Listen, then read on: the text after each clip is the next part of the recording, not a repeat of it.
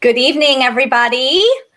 I am Betsy Fischer Martin, the Executive Director of the Women in Politics Institute at American University, and welcome to another installment of our summer series, Women on Wednesdays. To those of you new to our events, the Women in Politics Institute is a nonprofit and nonpartisan institute in American University's School of Public Affairs that aims to close the gender gap in political leadership. We offer academic courses, practical campaign training, and we facilitate research and discussions like this on women in politics. So thank you for being a part of our conversation this evening. And we are delighted to have with us Symone Sanders, who in 2016 became the youngest presidential press secretary on record at the very young age of 25, while working on the Bernie Sanders campaign. And she went on to be an analyst, of course, on CNN, where we all love to watch her there. And she is currently a senior advisor to the Joe Biden campaign. She has just published the new book, No, You Shut Up, Speaking Truth to Power and Reclaiming America. It's full of advice to young people, especially on how to find their voice, the importance of asserting your own power and following your passion. And not surprisingly, her passion is politics. And she has some great stories from the campaign trail and her career that she will share with all of us. I'm going to save plenty of time for your questions. So please, at the bottom of the screen, you'll see a tab that says Ask a Question. Feel free to write a question there. And you can also upvote other people's questions along the way as well. And in the middle of the screen, there is a big green button that says Purchase and the title of Symone's book there. So you can hit that link to purchase a copy of her book. And after the program, if you want to see Symone again, you can rewatch this program if you miss anything. It'll be available at the same link that you used to register. So with that, welcome, Symone. We're so happy to have you here. Thank you for having me. Very excited. So I want to take everybody back to August of 2017, because you write in the intro of your book, this book is for all the people who have ever been told to turn back or go quietly. And so I want to play for everybody a little snippet of an interview that you did on CNN. And you were on with Ken Cuccinelli, who is the former AG of Virginia. And you guys were on right after the atrocities in Charlottesville. And this was also right after Trump had made his comments blaming both sides for the violence. You're on with Ken Cuccinelli, and who disagreed with you on the point that you were making. And I want to play for everybody what happened, because it's important to the title of your book. I'm going to play it for everybody now. Here we go. Let's get a point of clarification. Ken, what are you disagreeing with exactly? Simone's argument is basically that, you know what white supremacists are about. You know what Robert E. Lee evokes. That's what they use for the basis for coming together. What is your point of disagreement exactly? Right. Well, my point of disagreement is that was an excuse to bring these groups together. The local blogger who got the permit to protest the removal of the Robert E. Lee statue then blew this up. That was an excuse. Look at how they got the permit. And can I finish, Simone? Will you just shut up for a minute and let me finish? Pardon me, sir. You don't get to tell me to shut up on national television. Hold on. I'm sorry. Under no circumstances do you get to speak to me in that matter. You should exhibit some decorum. Ken, stay civil. Guys, both of you stop for a second. Simone, Ken, Simone, Ken and Simone, hold on a second. You need a reset. You need a reset. Ken, you don't want to use language like that when you're talking to Simone. You can disagree, but you don't talk like that on this show. You know better than that. I keep getting interrupted. I know, but Ken, we don't tell people to shut up on this show. And there you have the title of your book, Simone. Yes, no, you shut up. Look, I think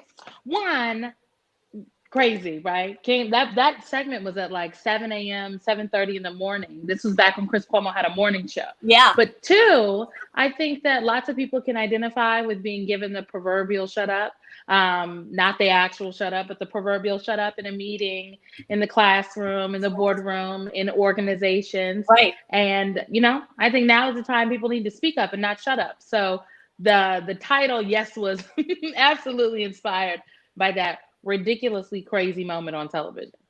So you talk about reclaiming and asserting your own power at CNN that day. And why Why do you think it's more important now than ever to kind of stand up and not shut up, as you say?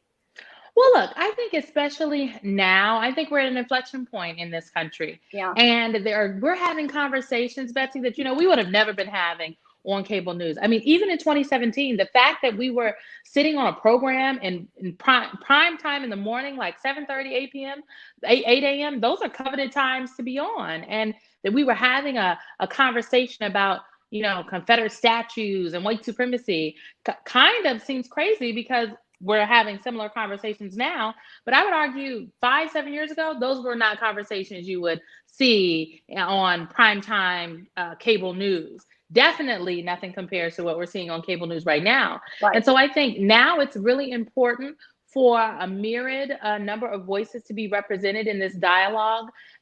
People of color, women, especially young people. So that is why it's important to speak up, because I think our voices and our participation change things.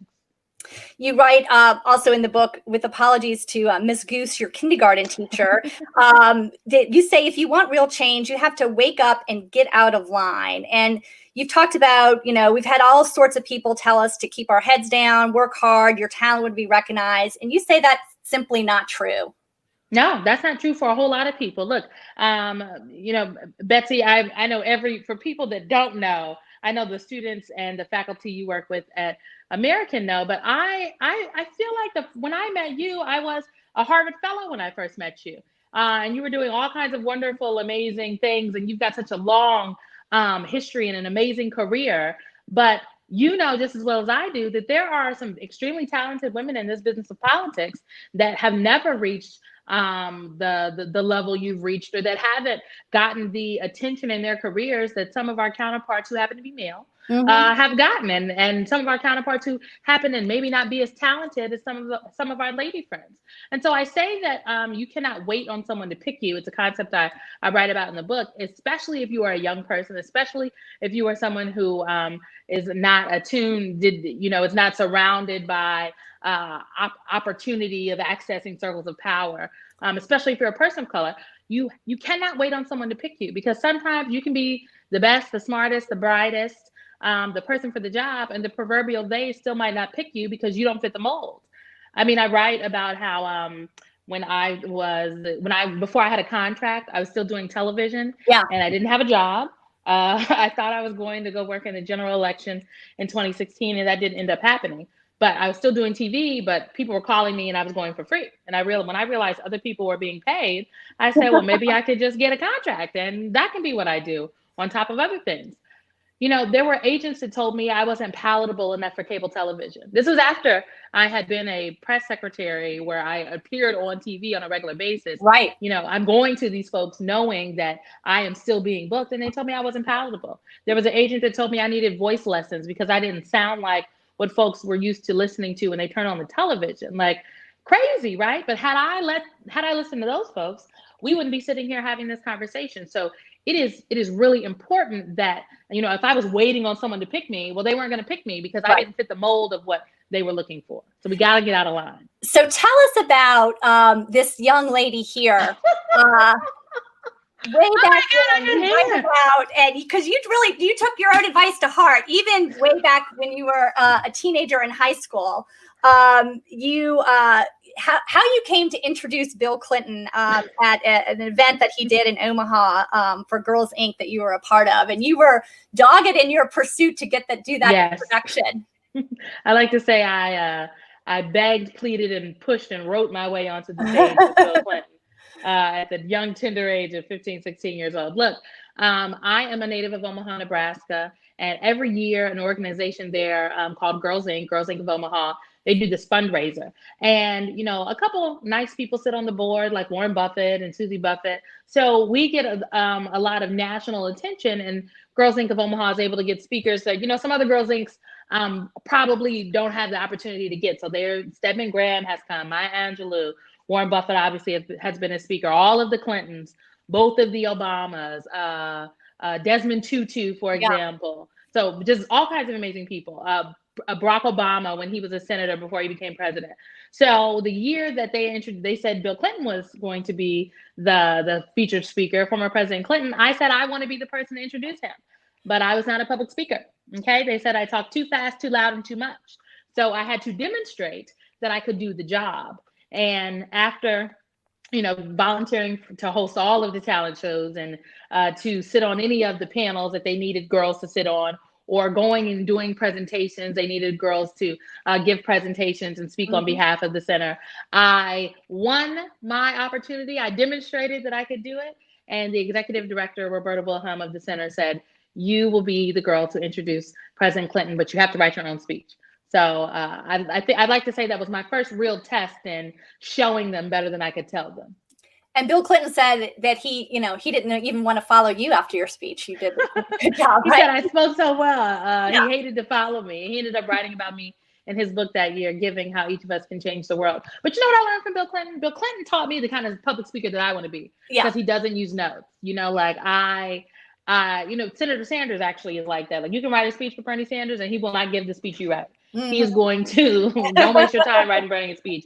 He won't give it. But that day, President Clinton, all he had was notes, and his staff typed up the speech after the fact because they had to wait and see what he was going to say. So I just always knew that is the kind of public speaker. If I ever was going to be a public speaker, I would want to be. And so you went to college at Creighton, yes, and another great school. And you write about that you had 101 internships during your college career, which sounds about a lot of the students that we have at American University. Everybody does internships, and they're great. So tell us what you learned about that process and how that helped you formulate that you wanted to actually go into politics in some form. I love a good internship. Yeah. I want to reinforce to the students at American, take the internships, even the unpaid internships. These paid internships are a new phenomenon, Betsy. When I was going to school, paid internships were hard to come by. Me too. Yes, I don't know about these paid. Yeah. But the internships really helped me figure out what it is I wanted to do. So I interned at State Farm. I was a marketing intern. I interned at a Keywood Building Group, a construction company. But I also had the opportunity to intern in Washington, D.C. for Girls Inc. in their public policy office. And my time spent in D.C., and I reported on House and Senate hearings. I summarized them for the public policy director. I contributed to press releases. I helped, write and craft the She Votes program, which is Girls Inc.'s program on getting girls engaged in the electoral process that summer. That really told me that, I really like politics and I love DC and I want to work here someday. One of my other internships, though, was, actually at the mayor's office in Washington, DC. And I went to go volunteer on the mayor's campaign effort. He was attempting to be recalled. The people had created a recall campaign. And if folks know anything about a recall, you have to have two elections. One, an election to say if the municipality wants the recall to happen. Right. Then if that vote is yes, and another if they want to recall the candidate. So I went to go volunteer on the effort for the mayor on his campaign arm to beat the recall. And that is when I fell in love with politics. I met these gentlemen that had a firm out of Tennessee that the mayor's campaign arm had contracted with. And I did anything. I got coffee. I did anything they asked me to do. And I did a good job, I like to think, because they let me work with them after they left. And so I ended up, that's how I got a lot of my initial political experience. So I would say, I used to think I wanted to be a judge, and then I wanted to go to law school and all that jazz. I interned at a law firm and realized I like windows and I like talking to people. And I will not get that if I want to be a firm lawyer. So the internships helped me figure out what I wanted to do. So I encourage folks, do the internships, take all of them. Just if you think you want to do it, get an internship in it, because it will let you know what it is you're really in store for. And then ultimately you took a job in Washington that wasn't your ideal job, but it was with a trade organization. You write that, you barely knew what NAFTA was. And then you all of a sudden had to become an expert on trade. But that's also how you sort of became aware of Bernie Sanders and his position. So one thing leads to another. You were at there for a while. You said you would get, things back with red ink all over them. Everywhere. I never had a good, it was like, I cannot write a good press release or a good summary of the meeting. It was crazy. But I'll tell you. Oh, go ahead. Yeah, I was just gonna say, and then you went on like 27 job interviews looking for another job, but you learned a lot while you were there in the meantime. Absolutely. It was I have my book right here. Maxine Waters gave a quote for the back of my book. She reviewed me, but it was Maxine Waters that told me I did not have enough technical writing experience and she would not hire me. And she encouraged me to go get some technical writing experience. And that's how I ended up at the trade organization. Yeah. So I did it for maybe 4 or 5, maybe 6 months. But I came to DC because I wanted to work in politics. And for me, I figured out working the job in the trade organization that I did not like working politics adjacent. Like I wanted to be able to say Democrat, Republican, and independent, like working for a consumer advocacy think tank doing advocacy work. We are consensus. We don't do political, we do advocacy around politics. So I went on these 27 interviews because nobody would hire me, Betsy. I interviewed everywhere. Okay, if there's a Democratic entity in the city, I met with them. Okay, they did not hire me. They told me so many rounds of interviews at one place. I went through 8 rounds of interviews at the DCCC. It was literally insane. And I will tell you though, a couple days after my 27th interview, I tell the story in the book. I'm sitting in my office and Bernie Sanders' campaign manager cold calls me. Yeah. And that is literally how I ended up, in a meeting with Bernie. And then I ended up working for him, obviously.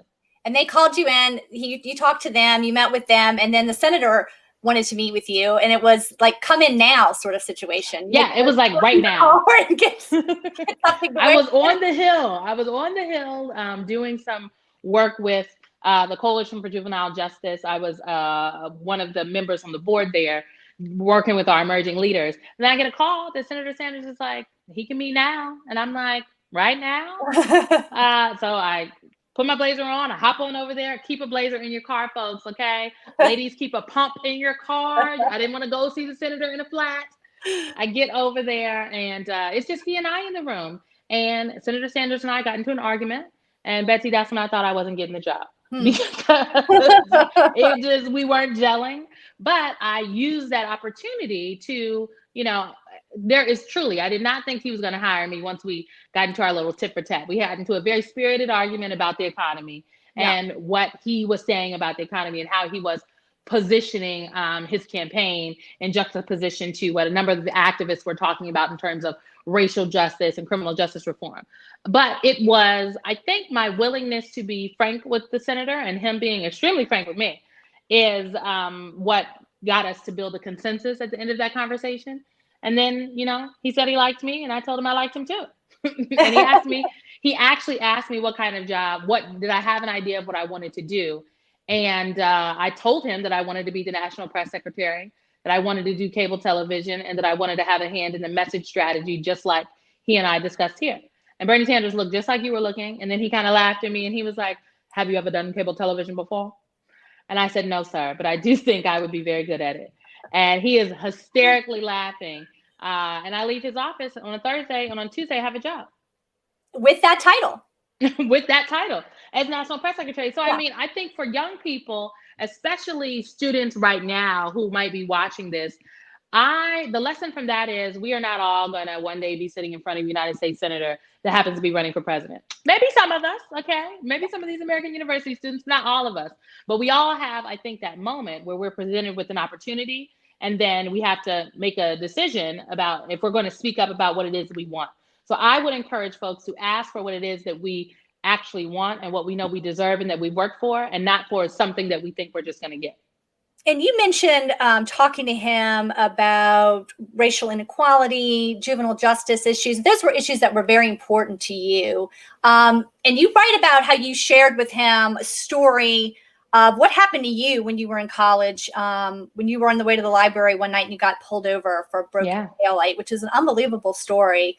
Can you share a little bit with what you wrote about that? Yes. So I'm telling Senator Sanders this story in the courts to break up our argument because what I was saying wasn't getting through. So I've always found if you maybe tell a story that can illustrate the point you're making, it can be more effective. And so I decided to tell us a true story about myself.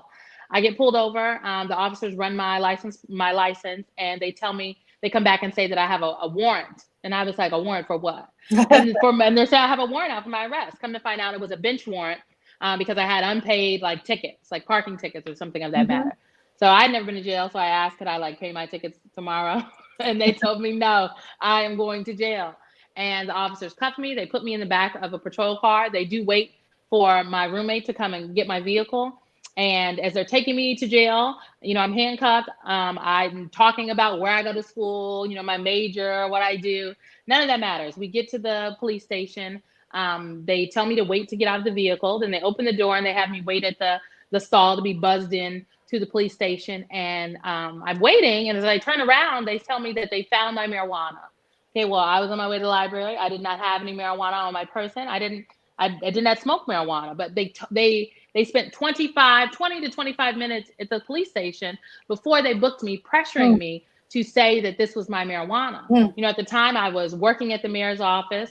The assistant to the mayor is the one who got me my job at the mayor's office. We went to the same church. I was volunteering on these councils with so I knew with the city councilman from my district. So I was like, I need a phone call because what is happening right here is absolutely not okay. Eventually they end up booking me. I refuse to say that the marijuana is mine, and they eventually give up. And when I make my phone call, I call my father, that I then ask to call all these other people and tell them what happened to me and where I am, and that people need to come down here ASAP. And so I told Senator Sanders that story because the officers didn't care where I went to school. They didn't care that I went to the Jesuit Catholic University right down the street. They didn't care what my major was. Folks didn't care where I worked. So if we're only making an argument about the economy and we don't also, and class, and we don't also include a lens that includes race, we are missing part of the equation. And he seemed very receptive to that message because he ended up hiring me. Yeah. And so a lot of what you did in the campaign, you obviously were the press secretary, but you also helped a lot with some of the issues that were surrounded racial issues, and especially having to deal, he had a lot of problems with protesters showing up at his events. And not just showing up, Betsy, hopping on the stage. Yeah, coming on the stage and disrupting things. And you were very smart in your approach on how to deal with that, and you helped them, figure that out. Tell us what you realized was more effective to prevent that from happening. Well, disruption in and of itself is about people disrupt events because protest is about gaining attention for something. Yeah. And so right now there are protests happening all across the country because folks would like attention for the issue of police reform or Black Lives Matter. Like, you can go down the list. Right. So in this case, obviously, right, it wasn't my job to mitigate the protesters. My job was to be the press secretary. But I was traveling with the senator a lot at the time, introducing him at the events that we would go to. And I did the optics of, me sitting on a stage with Senator Sanders and young African-American activists interrupting the event and, maybe, them taking a microphone from Senator Sanders or me. It just wasn't good optics. And it's not something I wanted to experience. So I know disruption is about attention. So I said, well, this is really about how can we meet with these folks so that this is not happening? Right. Who can we talk to? So I reached out to a friend of mine, who's now a friend of mine, wasn't a friend at the time, DeRay McKesson. I didn't know him, who was a prominent protester from Ferguson. And he really connected me to the folks that initially interrupted Senator Sanders at a Medicaid event in Seattle, and really put me in touch with a kind of a network of people so that every place we went that weekend and then subsequent events, we would reach out to the protesters in advance, to activists in advance, especially if we heard that they were coming to our event. And 9 times out of 10, they were planning to be there. And we would offer a meeting with Senator Sanders and his senior staff after the rally for about 30 minutes. But the condition would be, we will not meet with you if you interrupt. And so if you are truly concerned about gaining face time for your issue, if you don't interrupt during the rally, we will meet with you afterwards. And I would argue, I think every instance where we offered that meeting, the meeting happened and no interruptions took place. And that was effective. Now, today, I probably would not just readily offer to put my principal in a room with some folks that I have not vetted, okay, and that I don't know any backstory on. But it is really important, frankly, on the campaign trail, to be receptive to what folks are saying, right, and to also try to mitigate these kind of issues, because these interruptions were overshadowing the events that Senator Sanders was doing. So it was in our campaign's best interest and the senator's best interest to figure out a way to stop the disruptions, but also, frankly, to hear the young people, because otherwise they're just going to find another way to protest. Right. And now, speaking of protests, I want to flash forward 4 years to another famous photo here. And this is, let me see if I can make this bigger here. This is some protesters rushing the stage on Super Tuesday at Biden's Victory Day speech. And there you are, springing into action there to take them down. Oh, my goodness. Oh, my goodness. You actually broke a nail, right? I did break a nail. This was a tumultuous. The sun just came out of nowhere over here. I'm pulling up. This was a tumultuous event. Okay, so this was in California. I do not make it a policy to tackle protesters. Okay, I really don't. So what happened here was, as everyone knows by now, Vice President Biden, we have Secret Service.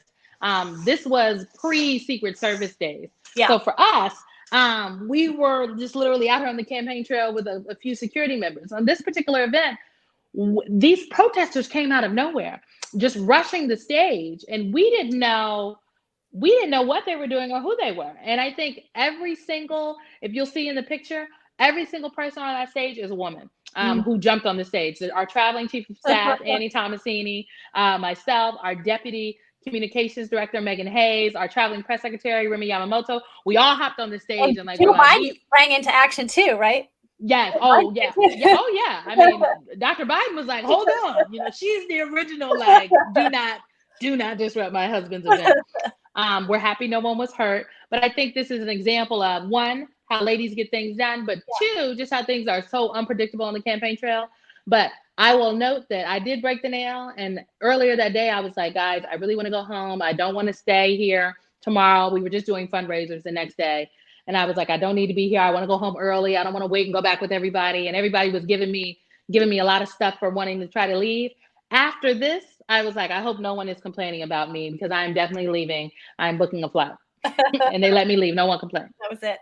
So talk about your decision to ultimately work for Vice President Biden in the first place, because you took some grief from folks about that decision after just a little bit. Yeah, after having been affiliated, obviously, with Bernie Sanders in the last campaign. Talk about why. First of all, you certainly did talk to a number of different campaigns. Yes. And talk about your decision and why you thought it was important to ultimately join the vice president's campaign. Well, I was very, I would argue, blessed in advance of this election cycle, because I was a CNN political commentator at the time. Right. I was doing consulting from my own business. I had a couple of different clients. And at one point in time, I was like, I'm not going back on the campaign trail. But I decided actually in early January that I actually did want to go back, because I didn't want to sit on the sidelines while people I knew were working in what is probably going to be the most consequential election of my lifetime. Up until I hope there's not another election like this. I hope we're not in another place like this anytime soon. So I wanted to be in the action. I was blessed to know a lot of people who actually happen to be running for president. So, I know a lot of people personally. So Senator Booker, Senator Gillibrand, Senator Harris, and on down the line, Senator Warren, whom I love so much. And I met with a number of different people, but I didn't feel like any of the meetings that I had or the conversations I had with different folks from different campaigns, it didn't feel like it was a good fit. And I understanding the time I had on the campaign trail in 2016, if I was going to go back out there and like be on the road and uproot myself, I wanted to be somewhere where it was a good fit, where I fit well with the team, where I fit well with the candidate, where I felt like I could really contribute. And, going to meet with Vice President Biden was not on my list. I wanted to work for somebody that I knew, and I didn't know Joe Biden. I mean, obviously he's former Vice President of the United States, but I didn't know him personally. All in all, I ended up finding my way to Joe Biden's house. And we were only supposed to have like a 30-minute meeting. And I had every intention of staying there for only 30 minutes. And I ended up staying and speaking with Vice President Biden and Dr. Biden also for 2 hours. Okay, he took me on tour. We were having all kinds of conversations. Like, we knew each other for such a long time. And the thing that Vice President Biden said to me in that initial meeting that made me feel like this is where I'm supposed to be is he said, in Well, I mean, and this was early 2019. He told me that he was running for president. He wouldn't be running if Trump wasn't in the White House, and that he's running because he feels that we are in a battle for the soul of the nation. And I found that so interesting. I hadn't heard anyone articulate that point before. He told me that he's like, I think we need to rebuild the backbone of this country, and this is an election that's going to be about uniting America. And I thought he diagnosed it correctly. Now, I'm sure me saying those words right now, as Joe Biden is the presumptive Democratic nominee, and people really do feel like we are in a battle for the soul of this country, given everything that's happening with the pandemic and the unrest that has gripped the country and the economic devastation. It seems like, well, okay, sure, you can say that now, but this is what Joe Biden said in like February 2019. So he, in my opinion, and I connected with what he said. I felt like he correctly diagnosed what was happening in America before many people knew what it was. And although I did not have a personal relationship with him at the time, we had a rapport. And I really, Joe Biden just has this thing to make you feel like that you know him, right? He's like, call me Joe. I'm like, I'm not calling you Joe, sir. That's just who he is. So I did decide to join the campaign. I've been with the campaign since the beginning. It has been a long campaign trail, Betsy, okay? And we are about 132 days away from this election. And I would just say I feel like I made the right decision. But I was criticized at the beginning. And I think people were critical of me because they did not understand my choice. And the reality is that my values, my political values, why I get into this work is not wrapped up into any one particular person. Like, I didn't get involved in politics because of a person. There are people, though, who their impetus to be engaged politically is wrapped up in a particular person. And that is not my story. I am involved in politics because I believe politics has the ability to change lives. And it is the politicians and the people behind the politicians that can truly and directly affect the lives that people in communities like where I'm from in North Omaha live every single day. And I want to be a part of affecting that type of change. And I want the change to be positive for a community that I came from. And I want the changes reflected to resonate with people like me, Black people, young people, folks from the Midwest, on down, women. So that is why I got engaged in politics. So I like to say that my political views are tied to my values. Mm-hmm. So I can work for Bernie Sanders, Joe Biden, Priorities USA, which I did. I was their senior advisor for a while, CNN, and a host of other people, because my values are what anchor me. And I would say to any young person out there, it is really important that you get what I call in the book, your personal and professional line. What are your values? What are the things that anchor you? And then those are the things that will decide where you go and who you work for, what you say and what you don't say. There are things that I don't care who asks me, I am unwilling to say and do them because they fly directly in the face of my values and what it is I believe. Right. That's an important thing for me to have as as someone who does communications, as a spokesperson, because we are regularly asked to do and say things as spokespeople. And you have to have a line. You have to be willing to push back and say, well, one, I don't think we should be saying this, but two, I'm definitely not going to say it. I just think it's something I learned definitely in 2016 and since then. Mm-hmm. And it's an important thing I wish that someone would have told me about having when I was a college student. So get that personal and professional line.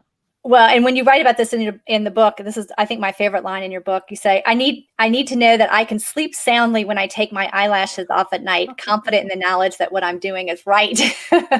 Absolutely. Yeah. Today I have my individuals on. But yeah, that is the thing. Like, if I did not feel, if I felt uncomfortable every night when I went to bed about what it is I did, if I felt uncomfortable about the job that I do every single day when I go to sleep at night, I don't think that's something that it's obviously not something I should be doing. To be clear, I think we need to feel uncomfortable, and I write about this in the book, in our work, if we claim to be doing change-making work. So like, my job every day is not easy. I've had very uncomfortable days at work, but do I feel uncomfortable about the work that I do, about the job that I've undertaken? No. But are we put in uncomfortable situations on the campaign trail many times? Yes. But many of us, whether you are in an organization or on a board, or you work at a marketing company, or you work in an organization, mm-hmm. we are forced to have uncomfortable conversations. And hopefully those uncomfortable conversations and those uncomfortable moments push the boundaries and help us change things for the better. I want to take some questions here. We have some coming in, and just a reminder to everybody, if you have a question for Simone, feel free to type it in the Ask a Question box at the bottom of your screen. Sheila Nielsen has a question, which is, will mobilized youth and others who are protesting be motivated to get out the vote for Joe Biden? And if Biden chooses Kamala Harris as VP, how do you see that impacting the get out the vote effort? Well, I don't have any VP news to break for anyone today. Are you sure? We have a process underway. I can tell you that Vice President Biden has been really clear, though, about what he's looking for in a vice president and a running mate.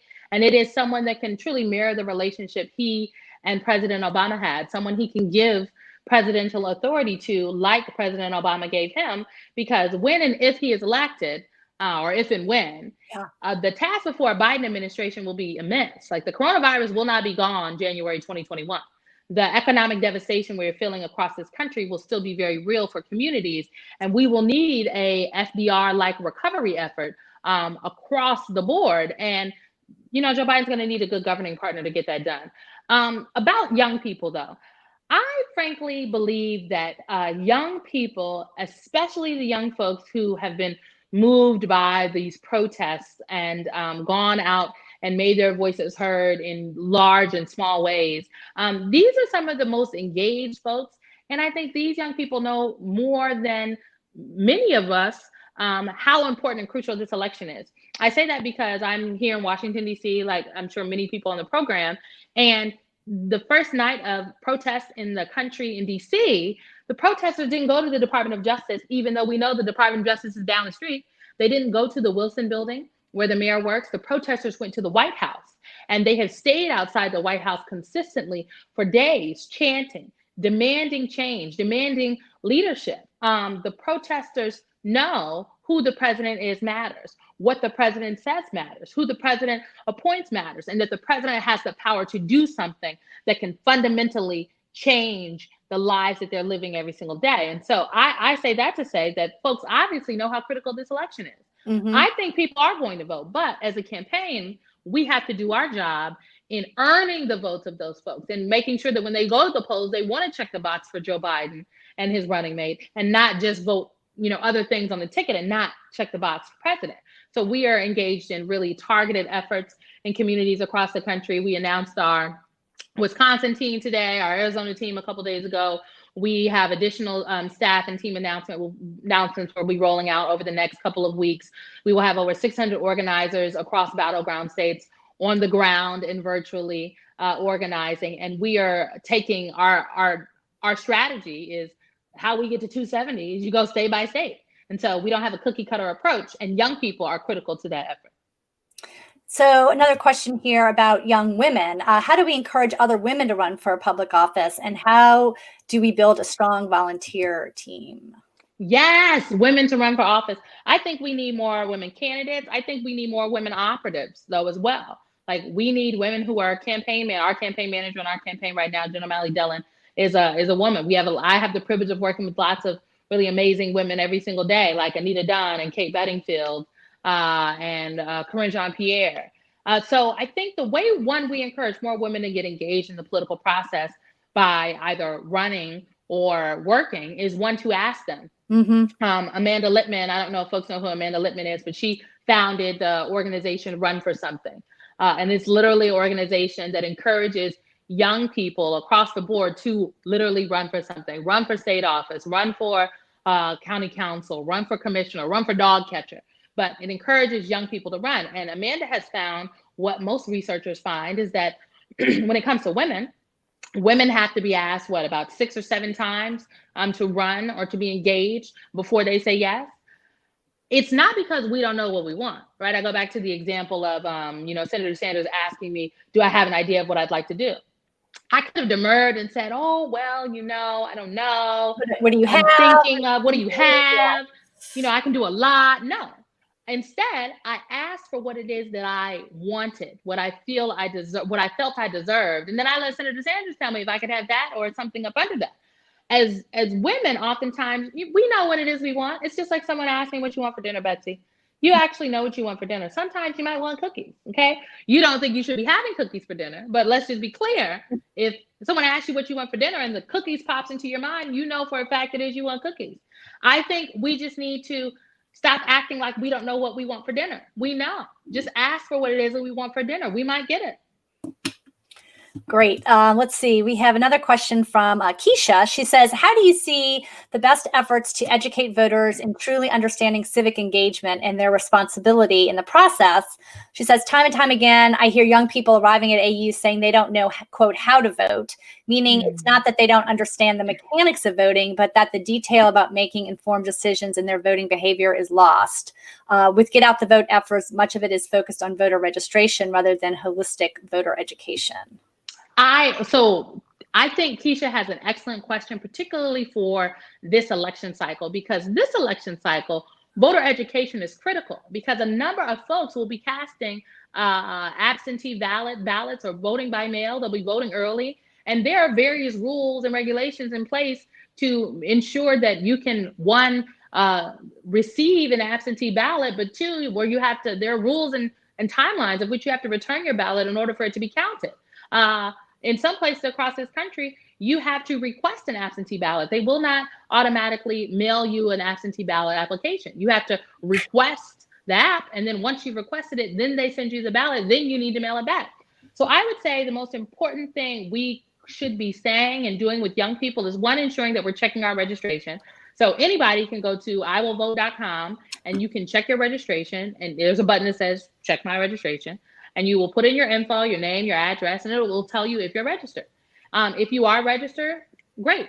If you are not registered, it will give you a button where you can click to register to vote. Now, understanding in most places, we are not fully online registration savvy, so you will still have to print that ballot. But after you have identified whether or not you are registered to vote, now it is time to do the education piece, right? And so we live in, I'm in Washington, D.C., so there is no county. We're in wards, right? But I'm from Omaha, Nebraska originally. And Omaha is situated in Douglas County. So if you go to Google, okay, identify what county you live in, and then you type in that county plus your city name plus Board of Elections. Let me tell you what will pop up. Boom, the Board of Elections. Your local election commission's website will pop up. It'll either say Board of Elections Commission or Election Commission. They all have varied names. You click on that link to the Board of Elections website for your local county, and it will tell you who is on the ballot for this upcoming election. And any of those folks, all those people have websites. Oftentimes they link to the websites, sometimes on the Election Commission website, or you can just copy and paste it and type it into Google yourself. But it's important to know who is on the ballot, let alone are you registered to vote? Because it's not just, voting for the presidential candidates. It is the Senate. It is Congress. It is county commissioners. It is state legislative. Or ballot initiatives that you may not know about. Yeah. In California, there's going to be like 4 ballot initiatives on the ballot. And that's only because I know someone told me about it in California recently. For all we know, there are ballot initiatives on the ballot in places all across this country this November. So one, the Election Commission will also, closer to Election Day, give you a sample ballot. So you'll be able to actually see what the ballot will look like. Now, if you are voting digital, if you are using a voting machine, obviously the voting machines at the polling place will look a little different. But these Election Commission, these Board of Election websites, I really feel like are underutilized tools here. Okay, this is where we can get the most up-to-date information about how to actively and effectively and directly participate in our democracy. So we just got to use a little Google. And then obviously, American does a really great job, I think, of providing students with various resources, various voter guides, different events where they can connect them to what is happening in the political process across the board. But if we are not personally educated about the process, these websites will also tell you, if they have big buttons that say vote by mail, register to vote, like you can request your absentee ballot right here on the Board of Elections website. So figure out, get your county names, ladies and gentlemen, type that into Google, city plus Board of Elections, change your life, promise. Good advice. Speaking of Omaha, a proud Nebraskan and a woman of politics in Omaha, Aaron Owen, asks, to what extent do you feel the city of Omaha has helped foster the professional that you are? I feel like the city of Omaha, the North Omaha community especially, has absolutely made me the professional that I am. Omaha is where I had my first column, actually. I wrote a column for the Omaha Star, a paper that my mother is now the interim publisher of in her spare time. I wrote a column every week for the Omaha Star that let me have a column, and that's how I cut my writing chops.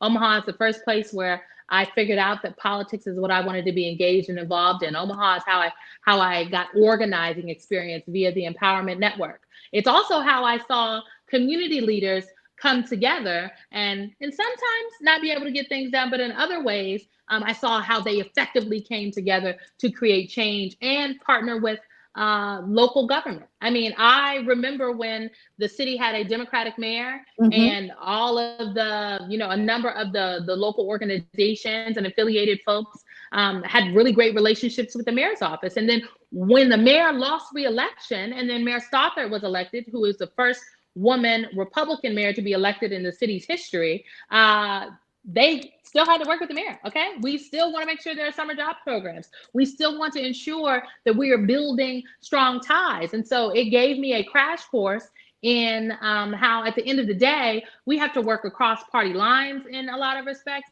to align on issues and get work done. So it totally contributed to who I am today. I haven't been back to Omaha since the first weekend in February. I went the weekend before the Iowa caucuses. I flew into Omaha, saw my mom and my brothers and sisters, and then my boyfriend and I drove to Des Moines. So I cannot wait until the pandemic we get a little bit more mitigation of the virus so I can go home and see my mom. You also write that when you were 16, you got business cards printed for yourself that you used to walk around and give out that said, quote, "I specialize in results." Yes. And then people would ask, well, what kind of results did I specialize in? And I would ask them, what kind of results did they need? I've always been a problem solver. I love that. Let's see here. You touched on this a little bit, but here's another question about voter suppression. There are many strategic voter suppression efforts underway nationwide. What is the Biden campaign doing to combat this? So we have a robust voter protection effort currently underway. We are partnering with not just the Democratic National Committee, but a lot of nonpartisan organizations to do this work. Because to be frank, combating voter suppression is not a Democrat or a Republican issue.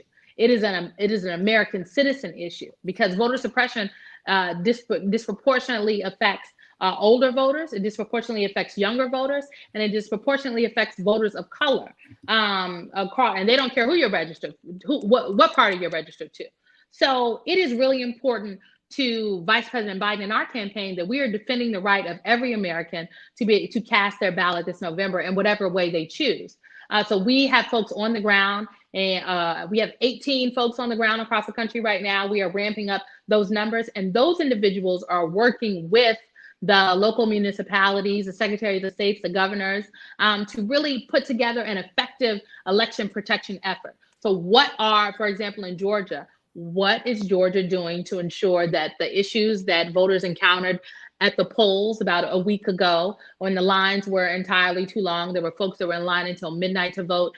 There were people who requested absentee ballots that were never delivered to them, that had to go and vote at the polls instead. And so what is happening to ensure that those issues are not issues that arise this November? Because the reality is, again, the coronavirus is still going to be with us. COVID-19 is not going away. We can mitigate its spread though, but because we will still be in the thick of fighting the virus, many people believe, come this November, we have to ensure that we are being nimble with our voting options. So yes, vote by mail, but if yesterday is any indication, in Kentucky and in New York, people still want to vote in person. Right. So we have to ensure that there is still safe in-person voting options for folks that want to go to the polls. And as we saw in Kentucky, yes, it worked well once you got into the convention center. There was all this space. It was clean. It was quick once you got in. But in Jefferson County, that one polling place is the only polling place open. And outside, people waited in their cars for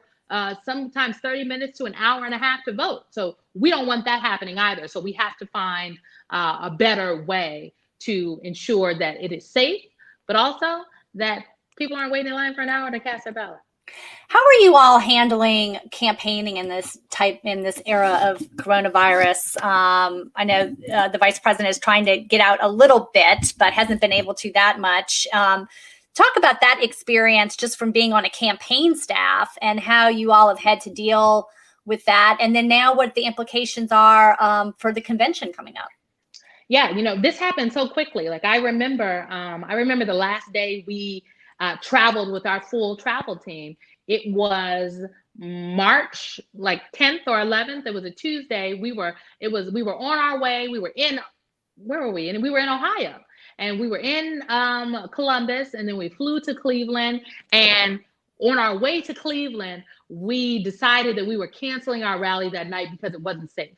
And we didn't want to put people in a position where it wasn't safe. And the Sanders campaign had also decided while we were in the air that they were going to cancel their rallies. When we landed, we had a press release that was out, and we were sitting on this tarmac in Cleveland, and we were like, what are we doing? So we got back on the plane, we flew back to Delaware, and the vice president ended up giving a speech from Philadelphia that night to a very socially distant crowd of campaign staff from our Philadelphia headquarters, right down the street from our Philadelphia headquarters. That was the last time we were in a rally-like atmosphere. And, since then, we have been adhering to CDC guidelines. I think our whole campaign has adjusted pretty well to this new normal of virtual campaigning, a lot of Zoom calls, a lot of Zoom events. We are leaning in on our digital organizing, our distributed organizing model.